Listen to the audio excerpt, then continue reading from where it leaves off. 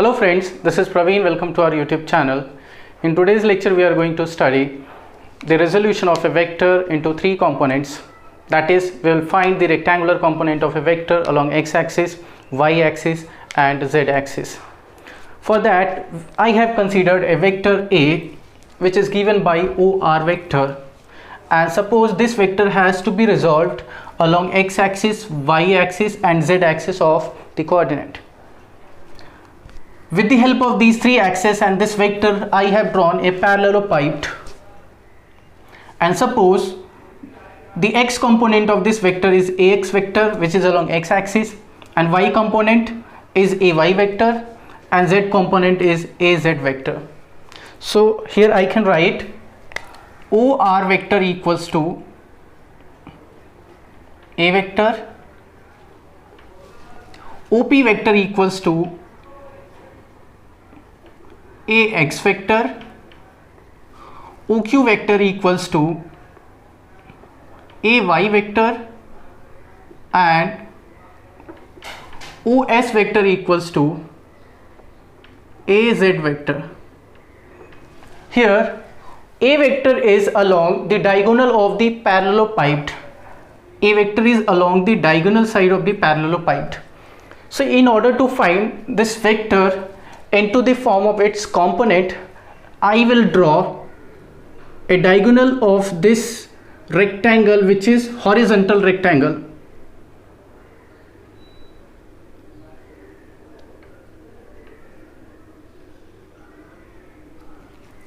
So one thing I would like to tell, that this plane, that is OSTP, is a horizontal rectangular plane and TR is perpendicular to this horizontal plane. So if I draw the diagonal of this rectangle, then this line will also be perpendicular to this diagonal, that is TR is also perpendicular to OT. So here this angle will be 90 degree.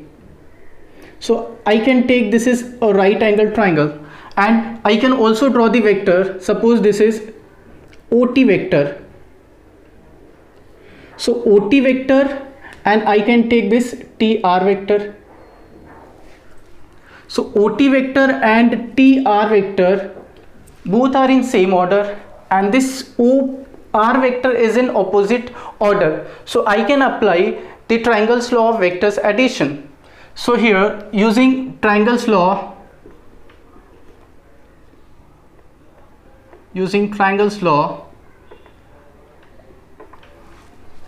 in the triangle OTR, so I can write OR vector equals to OT vector plus TR vector. Let this is equation number 1. Now you can see this OS vector and OP vector both are originating from the same point. So I can apply the law of parallelogram or parallelogram law of vectors addition, and the resultant will be along the OT vector, because these two vectors are represented along the two sides of a parallelogram, and therefore its resultant will be given by the diagonal side. So I can write OT vector equals to OS vector plus OP vector. This is equation number 2. Now I will substitute OT vector in equation number 1.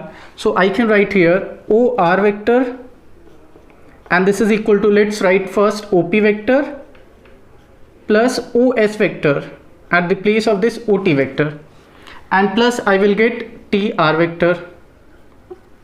Now let's substitute the values of OR vector, OP vector, OS vector and TR vector.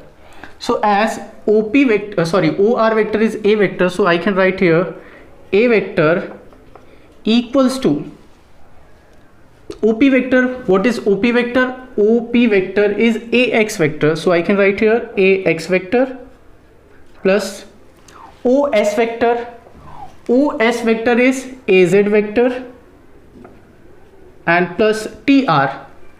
TR vector is equal to OQ vector, and OQ vector is AY vector, so I can write here AY vector. Therefore I get what? I get A vector equals to AX vector plus AY vector plus AZ vector. This I have written A vector into its rectangular components along x-axis, y-axis and z-axis.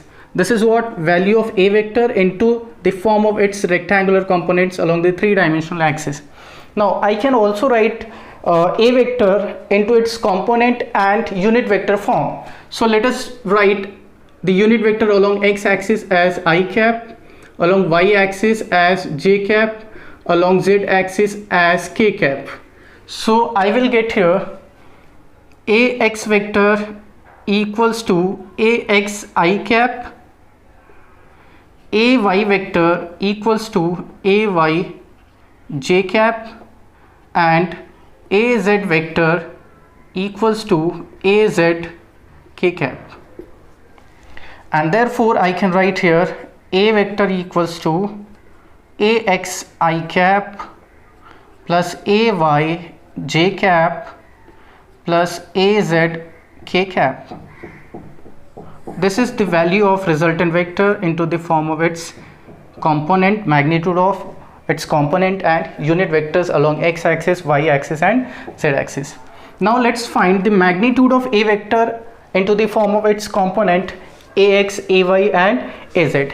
For that again I will use this triangle OTR, which is a right angled triangle. In actual this angle is 90 degree because this is a horizontal line and this is a vertical line, and both are perpendicular to each other, and this side opposite to 90 degree is hypotenuse. So I can write in right angled triangle OTR, OR square equals to OT square plus TR square, and this is equal to what is OT? Here this is also a right angled triangle OTP. In OTP, as OTP is a right angled triangle, and I can write here this will be a hypotenuse because this is 90 degrees, so OT side will be hypotenuse. So I can write the square of the hypotenuse is equal to the sum of the remaining two sides. Therefore I can write here OT is what? OT is equal to OT square is what? OT square is equal to OP square plus PT square and plus this is TR square. So what is OR? OR is A, so this will be A square, and this is equal to what? OP. What is OP? OP is AX plus what is PT? PT is equal to OS, so it can be written as AZ, so it will be AX square, this will be AZ square plus TR. TR is equal to OQ, so it can be written as AY square, or I can write A is equal to square root of AX square plus, I will write this first, AY square plus AZ square. So this is what? This is the magnitude of resultant vector. So the magnitude of resultant vector when a vector is resolved into its rectangular components along the three-dimensional axis is equal to the square root of the sum of the squares of the magnitude of its rectangular components along x-axis, y-axis and z-axis. What is the magnitude of A vector? Magnitude of A vector is equal to the square root of the sum of the squares of the magnitude of its rectangular components along x-axis, y-axis and z-axis.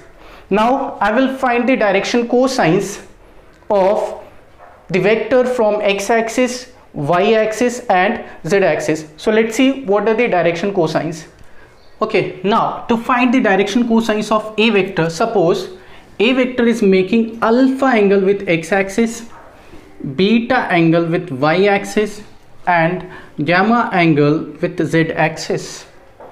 So in order to obtain the direction cosines, I will join the point R with point P, which is diagonal of the rectangle RTPU.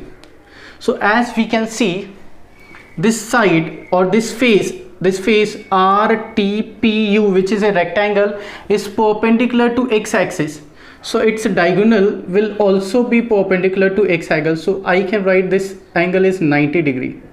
So this triangle OPR will be a right angled triangle where this side OP is adjacent side and this side OR, which is opposite to 90 degree, is hypotenuse. So here I can write in triangle or in right angled triangle OPR, cos of alpha equals to, it is adjacent is what, AX upon hypotenuse, and hypotenuse is what, A. This is equation number 3rd. And similarly I can draw a diagonal from R to point Q. So I can see this face, this is V. I can see the face or the rectangle QVRU is perpendicular to y-axis, so its diagonal will also be perpendicular to y-axis. So this angle will be 90 degree. So the triangle ORQ will also be a right angle triangle. So I can write here in right angled triangle ORQ, cos of beta, as this angle is beta, so this side OR will be hypotenuse because it is opposite to 90 degree, and this side OQ will be adjacent side. So I can write here cos of beta equals to adjacent upon hypotenuse. Adjacent side is what, AY upon hypotenuse. Hypotenuse is what, A. This is equation number 4. And similarly I can write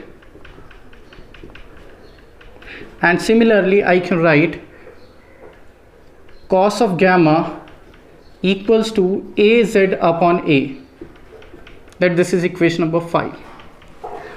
Here cos alpha, cos of beta and cos of gamma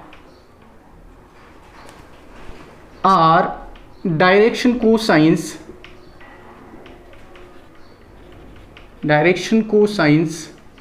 of a vector with x-axis, y-axis and z-axis respectively.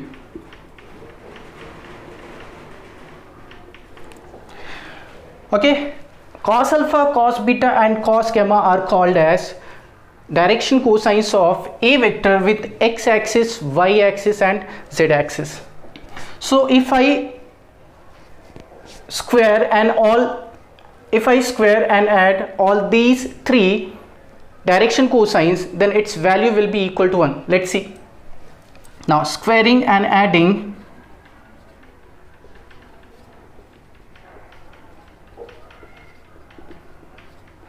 equation 3, 4 and 5 simultaneously. What I get cos square alpha plus cos square of beta plus cos square of gamma, and this is equal to what? This will be equal to ax square upon a square plus ay square upon a square plus az square upon a square, and here I can write ax square plus ay square plus az square and whole divided by a square, and this ax square plus ay square and az square is nothing but a square. So here we will get what? A square upon a square, and that is equal to what? 1. Thus I can say the sum of the squares of the direction cosines of a given vector along the three-dimensional axis is always equal to 1. So here I can write cos square of alpha plus cos square of beta plus cos square of gamma equals to 1. That is sum of the squares of the direction cosines of vector A from x-axis, y-axis and z-axis is equal to 1. This is what about the direction cosines.